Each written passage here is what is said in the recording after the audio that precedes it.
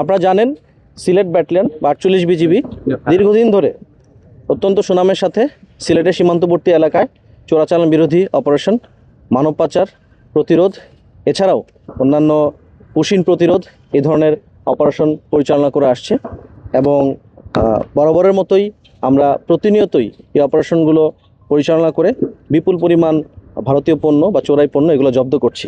একই সাথে আমরা বিভিন্ন সময় এই সমস্ত পণ্য যারা বহন করে তাদেরকেও আটক করতে সক্ষম হই।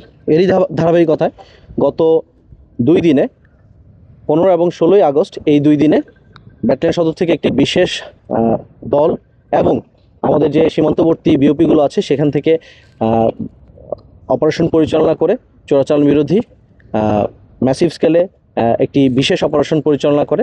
এই বিশেষ অপারেশন সিলেটের সীমান্তবর্তী গোয়াইনঘাট, কোম্পানিগঞ্জ, জৈন্তাপুরের কিছু অংশ, শুধু ৪৮ বিজিবি নয়, এখানে 19 বিজিবির কিছু এলাকা জৈন্তাপুর, সেখানেও এই একই অপারেশন পরিচালনা করা হয়।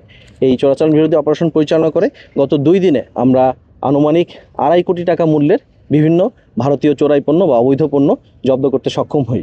এর মধ্যে ম্যাক্সিমাম ভারতীয় জিরা রয়েছে, এছাড়াও ভারতীয় অন্যান্য পণ্য, ভারতীয় শাড়ি এবং এখানে কসমেটিক্স, মাদক রয়েছে। আমরা কিছু মদ আটক করতে সক্ষম হয়েছি, ভারতীয় কম্বল এবং এই ধরনের অন্যান্য ভারতীয় কিছু আইটেম আমরা আটক করতে সক্ষম হই।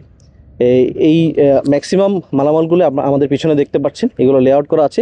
এছাড়াও এর বাইরেও কিছু মালামাল রয়েছে যেগুলো আমাদের বিওপিতে রয়েছে, যেগুলো নিয়মতান্ত্রিকভাবে আমরা কাস্টমসে যেভাবে জমা দিই সেভাবে জমা দেওয়া কার্যক্রম প্রক্রিয়াধীন।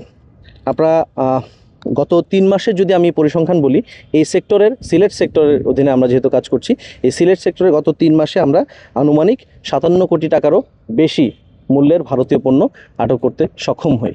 এর মধ্যে গত 3 মাসে আমরা প্রায় 8 জন আসামিসহ আটক করতে সক্ষম হই এবং এছাড়াও আনুমানিক 10,000-এর বেশি বোতল ভারতীয় মদ আটক করতে সক্ষম হই।